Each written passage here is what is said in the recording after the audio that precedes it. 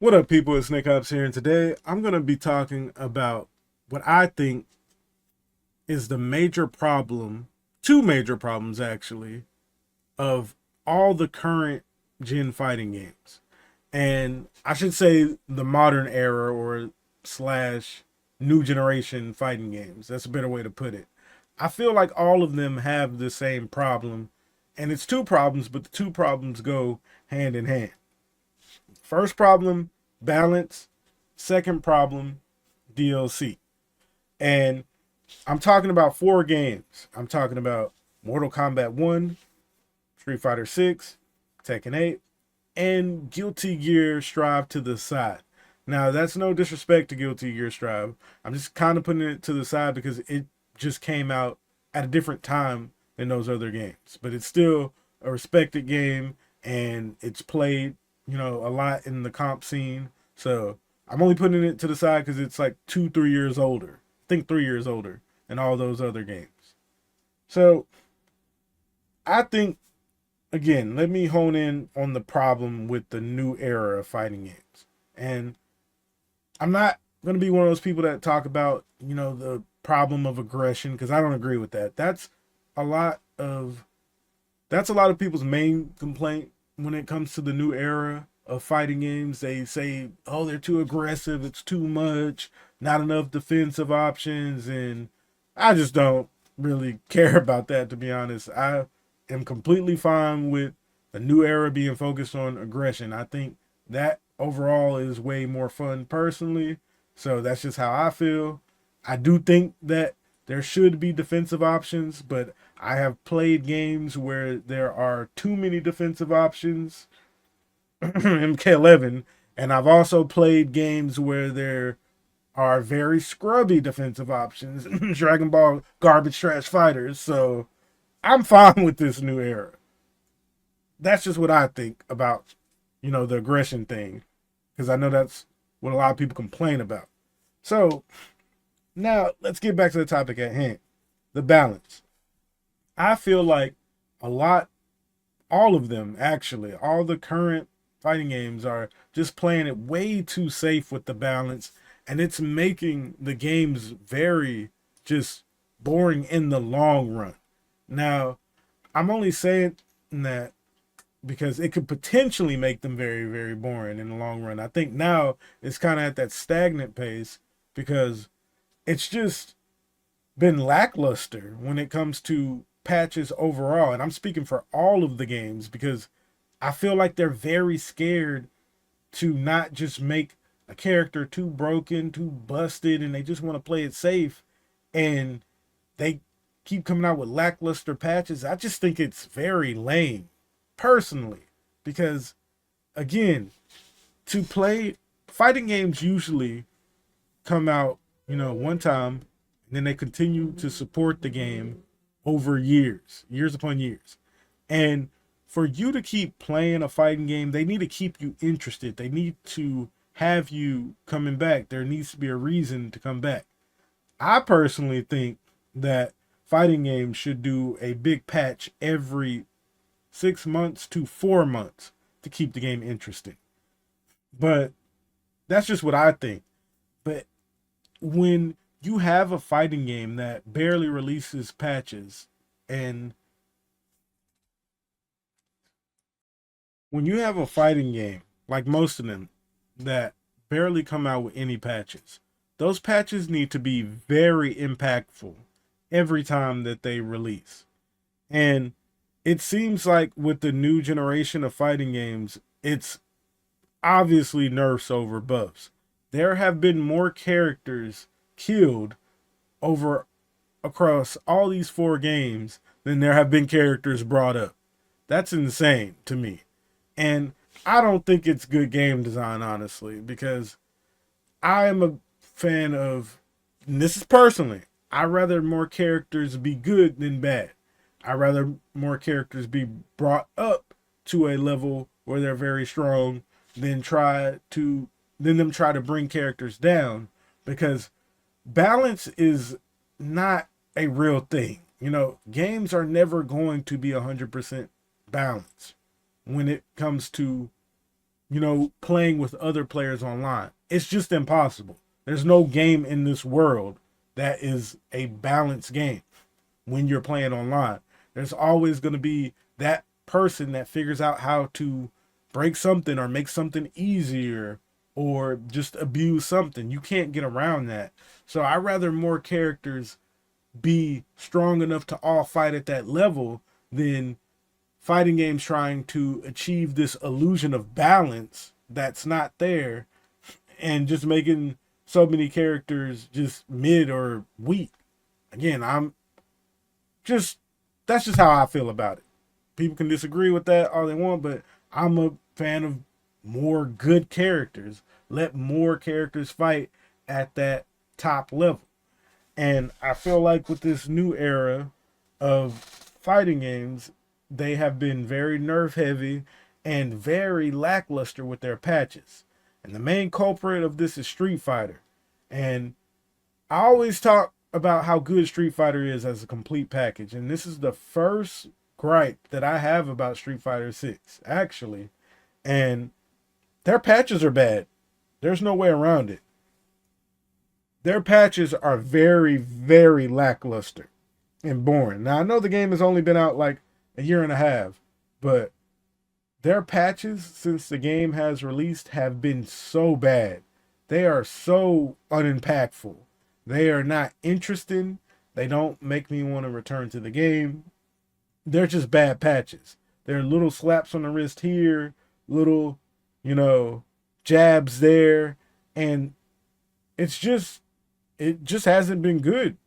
There's no way around it. That's the main culprit of it, Street Fighter, because while I do think they have a very good base game and a lot of content for all players, such as the casuals, the high levels, the in the middle, the game has something for everybody. It really does. But when you get to that point where you're like, okay, I'm pretty much done all I can do this season. I've done everything that I wanted to do, and it's time for you to take a break and come back later.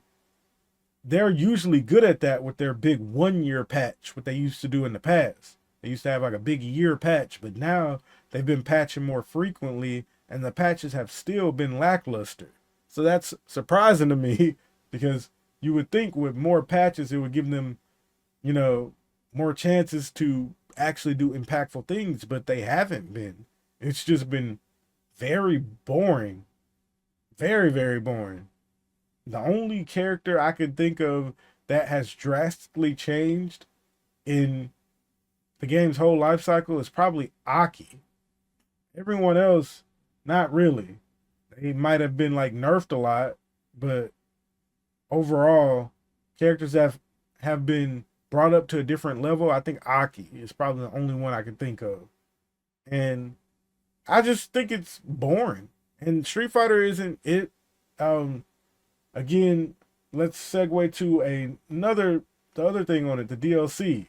Can't really talk about Street Fighter's DLC because I think they do an okay job with their DLC and they release at an okay rate with their DLC. But their most recent release, Terry, has been probably the worst DLC character that they have released power wise. So, can't really get into that one too much because, they release DLC at a consistent rate. So I'm not going to say anything about that.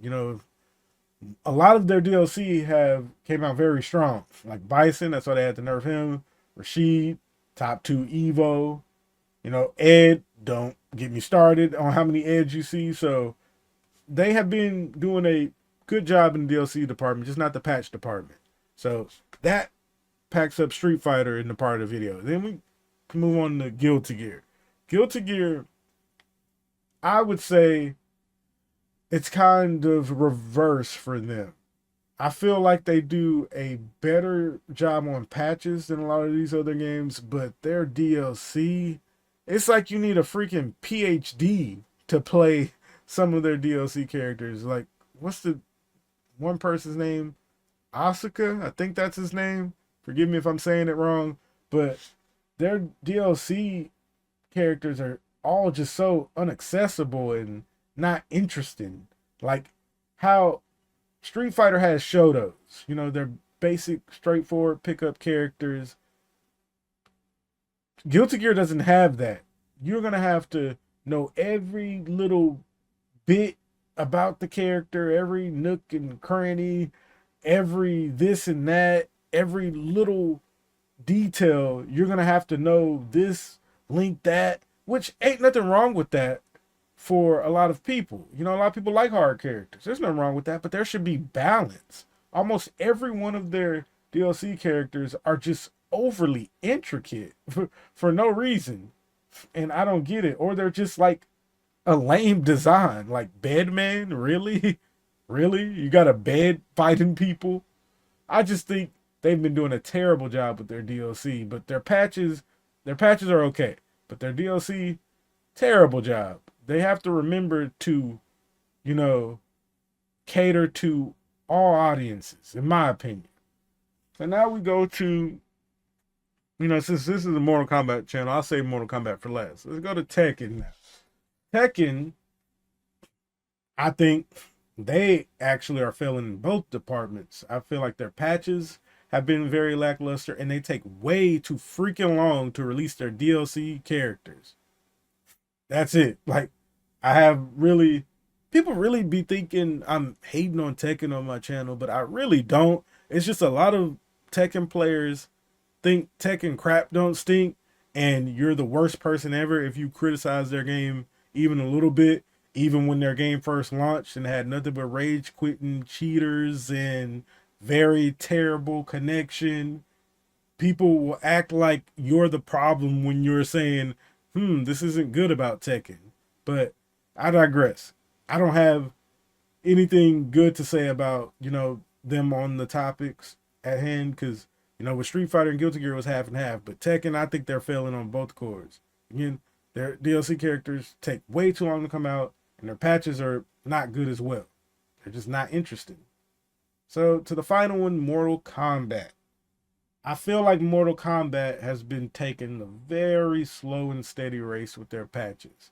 Now, before the leaks got confirmed to where, well, not confirmed, before the leaks came out to where the game is going to be ending at its normal time, I feel like, and why I'm saying normal time, because a lot of people are acting like it's the end of the world because there's not going to be a Combat Pack 3 allegedly, but that would just mean they're going back to their normal scheduled timing. So if the game ends at a normal time, I would say they're actually doing really good with their patches. Because if we still have the mindset that the game was being supported for a while, they're doing a great job with their patches. But now that the leaks came out and the game could only be getting like another year of support, if even that, I would say the patches are kind of lackluster based off of the new information we have. Not overall, just the new information because they're just very slow and steady with it. And again, I just don't think that's interesting. I feel like when you come back to a fighting game, because you're going to take breaks from anything you play. When you come back, it should be different. And even if you don't take breaks, you shouldn't have to keep playing the same thing, over and over again without change. That's just obvious. These games are online service games at the end of the day in their own way. They need to keep people entertained and interested. And I feel like the patches have just become just play it safe for all of them. And to address the DLC part, just so I can get that part out of the way, Mortal Kombat, again, I think they're doing a good, very good job with their DLC releasing. So, again, only one I didn't have anything good to say about is Tekken because they're just not hitting when it comes to either one. And this isn't hate. This is just me speaking how I feel about it. Again, I don't hate Tekken. I think all of the new gen fighting games are good. I have no problem with Tekken, but there's still going to be that one person. You're hating on Tekken. You're hating on Tekken. You're the worst. Shut up. Just shut up. But either way, I just feel like at the end of the day, all of them are trying to play it safe, and it's not a good practice in my opinion. All these characters and everything, I feel like should be mixed up. I feel like, we should get something exciting. there should be a patch that makes Kimberly top tier. There should be a patch that makes freaking Garrus actually, you know, up there and good now. Not these lackluster patches. Just something interesting. Nago and Strive don't need to be the best for freaking years upon end. Like, let some other characters have some time. Again, and I just think they're all playing it safe, and it's just a little lame. That's all. But this is not me hating on them and everything. I just think that they're all doing the same thing, kinda, and it's very just surprising to me because I figured with this new era of fighting games, the three biggest fighting games all dropping in the same year, it was going to be very exciting. We're going to be getting so much different content, but they're all playing it safe. So that's just what I think about it. I hope you all enjoyed the video. Don't forget to like, comment, and subscribe. Check out my membership if you want to support me more. The highest tier can get me to talk about any video they want once a month regarding, you know, fighting games. Hope you all enjoyed the video. Nickopz out.